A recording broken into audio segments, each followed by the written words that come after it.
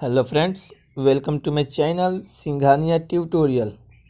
Friends, आज के video में मैं आप लोग को बताऊंगा 30 महत्वपूर्ण सवाल और यह विश्व सामान्य ज्ञान से रिलेटेड है।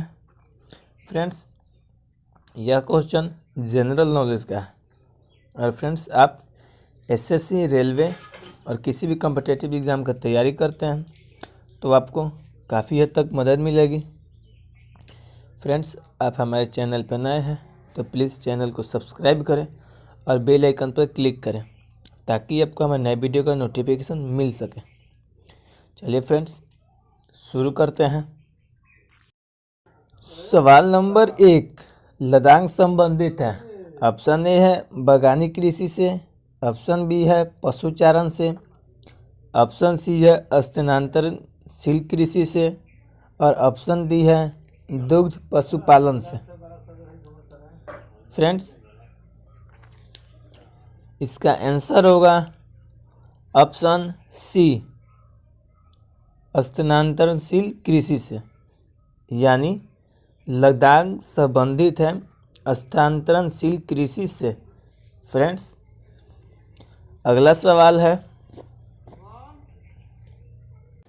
सवाल नंबर 2 संसार के प्रमुख मत्स्य ग्रहण क्षेत्रों में सम्मिलित नहीं है।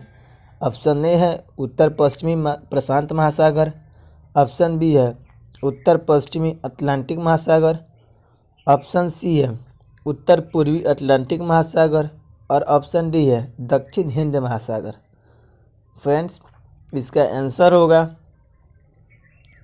ऑप्शन डी दक्षिण हिंद महासागर, यानी संसार के प्रमुख मत्स्य ग्रहण क्षेत्रों में सम्मिलित है दक्षिण हिंद महासागर।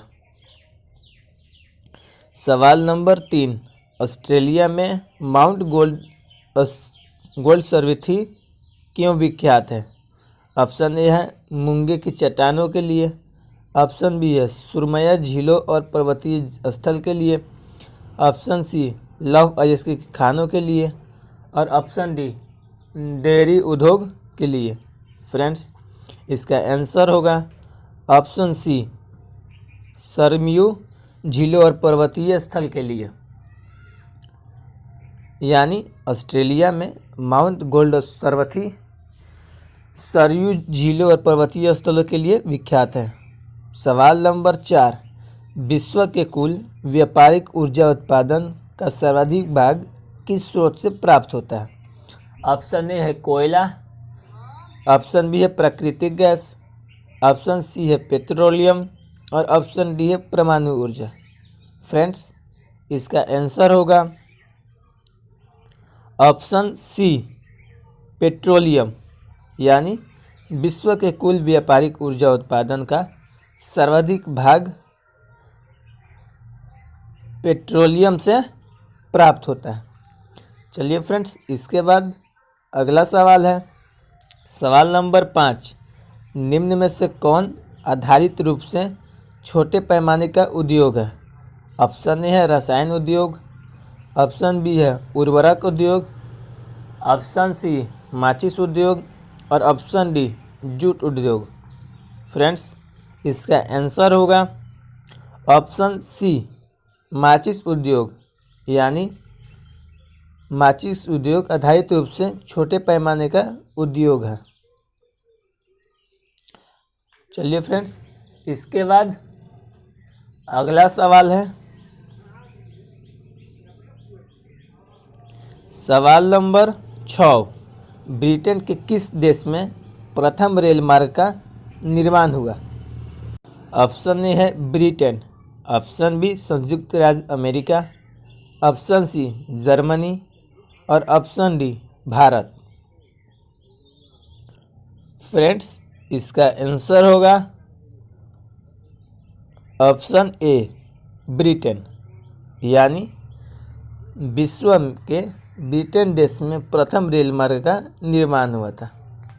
चलिए फ्रेंड्स, इसके बाद अगला सवाल है सवाल नंबर 7 जनसंख्या का सर्वाधिक भाग कहाँ पाया जाता है। ऑप्शन ए है एशिया में, option B Africa, option C Europe और ऑप्शन डी उत्तर अमेरिका। फ्रेंड्स, इसका आंसर होगा ऑप्शन ए एशिया, यानी जनसंख्या का सर्वाधिक भार एशिया पे पाया जाता है। चलिए फ्रेंड्स, इसके बाद अगला सवाल है सवाल नंबर 8। एस्किमो लोगों का मुख्य व्यवसाय है। ऑप्शन ए कृषि कार्य, ऑप्शन बी लकड़ी काटना, ऑप्शन सी हस्तलिपि निर्माण और ऑप्शन डी अखोटो मत्स्यन। फ्रेंड्स, इसका आंसर होगा ऑप्शन डी अखोटो मत्स्यन, यानी एस्किमो लोगों का मुख्य व्यवसाय अखोटो मत्स्य है। सवाल नंबर 9। इराक का प्राचीन नाम है। Option A Formosa, option B Persia, option C Mesopotamia और ऑप्शन डी दहोमी। फ्रेंड्स, इसका आंसर होगा ऑप्शन सी मेसोपोटामिया, यानी इराक का प्राचीन नाम है मेसोपोटामिया। चलिए फ्रेंड्स, इसके बाद अगला सवाल है सवाल नंबर 10। हजारों झीलों की भूमि के नाम से प्रसिद्ध है। Option A Finland, option B Netherland, option C Norway और ऑप्शन डी स्वीडन। फ्रेंड्स, इसका आंसर होगा ऑप्शन ए फिनलैंड, यानी हजारों झीलों की भूमि के नाम से फिनलैंड प्रसिद्ध है। चलिए फ्रेंड्स, इसके बाद अगला सवाल है सवाल नंबर 11। किसे कनाडा का डेट्रॉयट कहा जाता है? Option A Hamilton, option B Toronto, option C Ottawa और ऑप्शन डी विसेंडर। फ्रेंड्स, इसका आंसर होगा ऑप्शन डी विडेंसर, यानी विडेंसर को कनाडा का डेट्रॉयट कहा जाता है। चलिए फ्रेंड्स, इसके बाद अगला सवाल है सवाल नंबर 12। भूगोल भूतल का अध्ययन है किसने कहा था? ऑप्शन ए है Ptolemy, option B Kant, option C Varenius और ऑप्शन डी हमबोल्ट। फ्रेंड्स, इसका आंसर होगा ऑप्शन बी कांट, यानी भूगोल भूतल का अध्ययन है इसे कांट ने कहा था। सवाल नंबर 13। धरातल से भूगर्भ की ओर जाने पर गहराई के साथ तापमान वृद्धि की दर क्या है? ऑप्शन ए 1 डिग्री सेल्सियस प्रति 165 metre, option B 1 degree Celsius प्रति 165 feet, option C 1 degree Celsius प्रति 32 मीटर और ऑप्शन डी 1 डिग्री सेल्सियस प्रति 32 फीट। फ्रेंड्स, इसका आंसर होगा ऑप्शन सी, यानी 1 डिग्री सेल्सियस प्रति 32 मीटर, यानी धरातल से भूगर्भ की ओर जाने पर गहराई के साथ तापमान वृद्धि दर 1 डिग्री सेल्सियस प्रति 32 मीटर है। चलिए फ्रेंड्स, इसके बाद अगला सवाल है सवाल नंबर 14। भूमध्य रेखा से उत्तर या दक्षिण किसी दिए गए स्थान की कोणीय दूरी क्या कहलाती है? ऑप्शन ए प्रधान देशांतर, ऑप्शन बी देशांतर, ऑप्शन सी अक्षांश और ऑप्शन डी इनमें से कोई नहीं।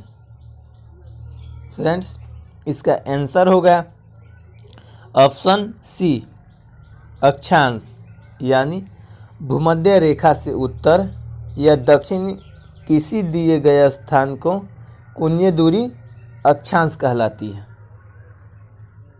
सवाल नंबर 15।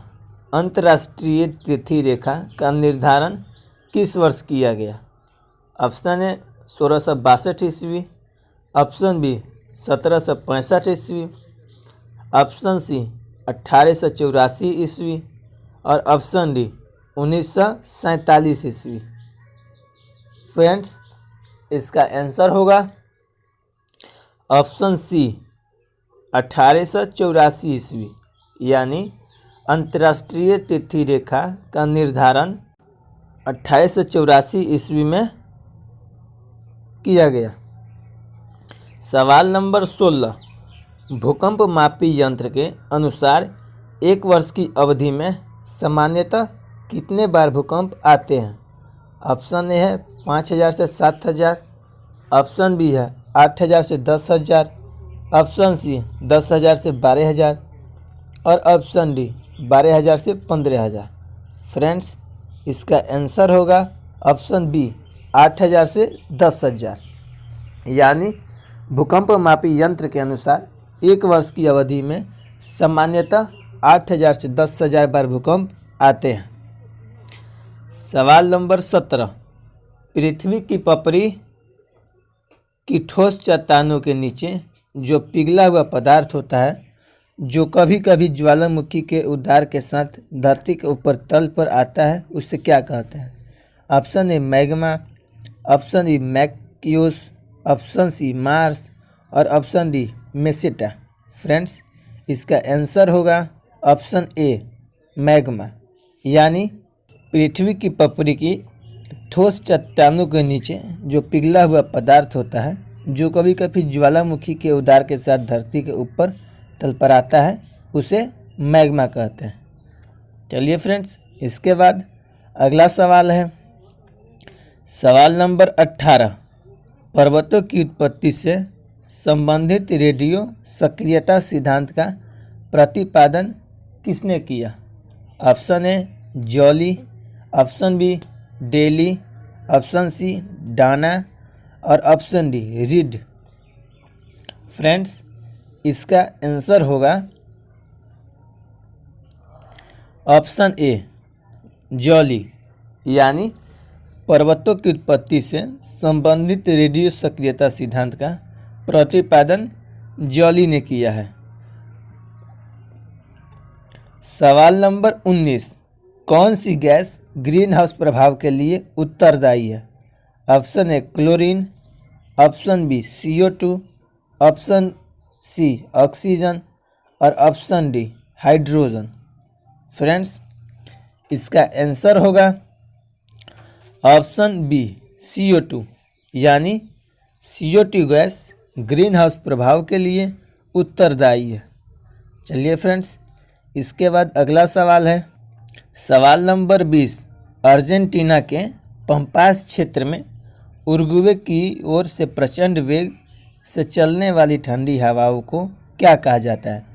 ऑप्शन ए टपीरो, option B pampero, option C harmattan और ऑप्शन डी काराबुरान।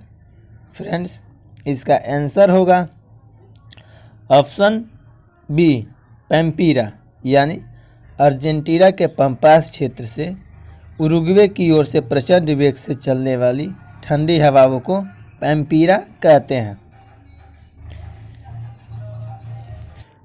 सवाल नंबर 21, चक्रवात की उत्पत्ति किस प्रकार होती है? ऑप्शन ए दो विभिन्न वायु राशियों के मिलने से, ऑप्शन बी दो भिन्न तापमान वाली वायु राशियों के मिलने से, ऑप्शन सी वायुमंडलीय दशाओं में असाधारण परिवर्तन से और ऑप्शन डी है उपयुक्त सभी। फ्रेंड्स इसका आंसर होगा ऑप्शन बी दो भिन्न भिन्न तापमान वाली वायु राशियों के मिलने से, यानी चक्रवात की उत्पत्ति दो भिन्न तापमान वाली वायु राशियों के मिलने से होती है। चलिए फ्रेंड्स इसके बाद अगला सवाल है सवाल नंबर 22, विषुवतीय प्रदेश में सामान्यतः कौन सा मेघ देखने को मिलता है?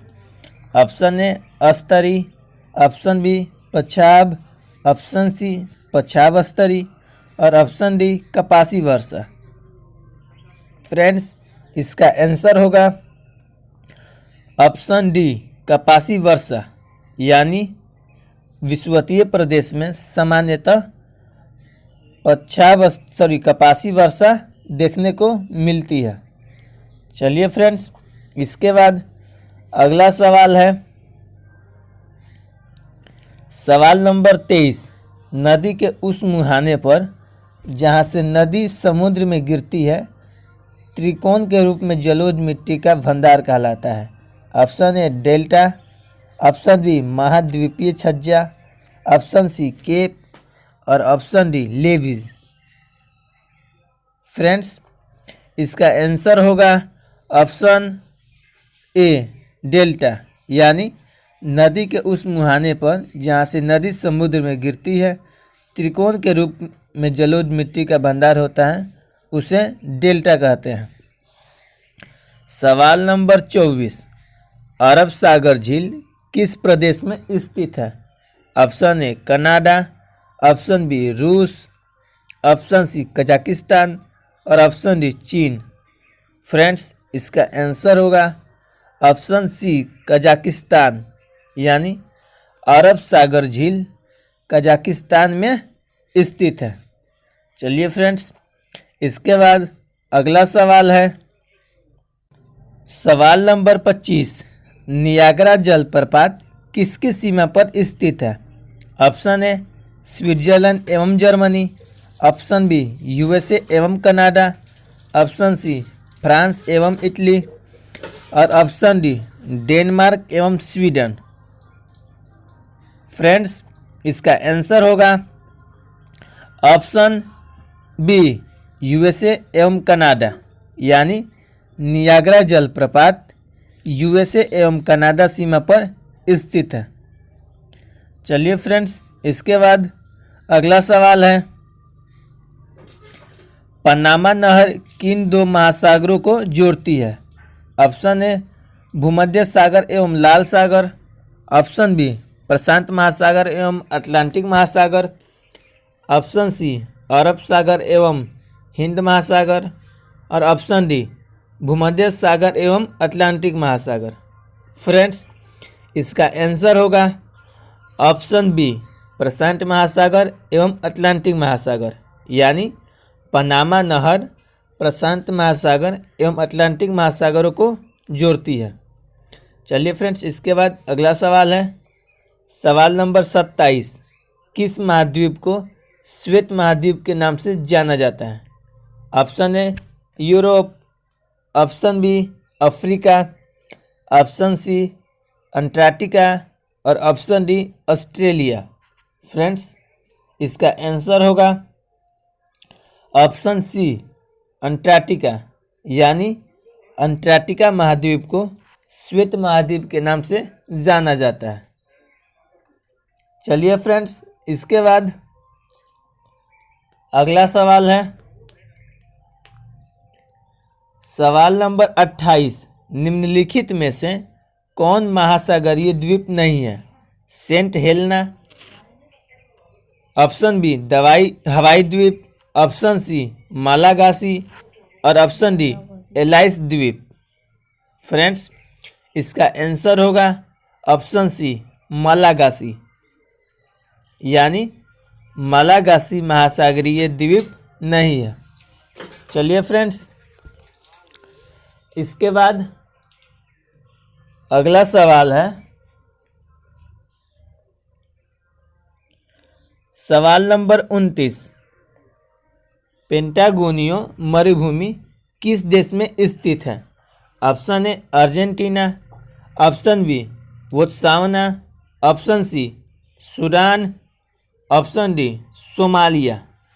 फ्रेंड्स, इसका आंसर होगा ऑप्शन ए अर्जेंटीना, यानी पेटागोनिया मरुभूमि अर्जेंटीना में स्थित है। चलिए फ्रेंड्स, इसके बाद अगला सवाल है सवाल नंबर 30। महासागरों की औसत गहराई है? Option A 3300 metre, option B 3800 metre, option C 4300 metre और ऑप्शन डी 4800 मीटर। फ्रेंड्स, इसका आंसर होगा ऑप्शन बी 3800 मीटर, यानी महासागरों की औसत गहराई 3800 मीटर होती है। फ्रेंड्स, आपका हमारा वीडियो अच्छा लगा तो प्लीज़ वीडियो को लाइक करें, और आप हमारे चैनल पर नए हैं तो चैनल को सब्सक्राइब करें और बेल आइकन पर क्लिक करें। Thank you.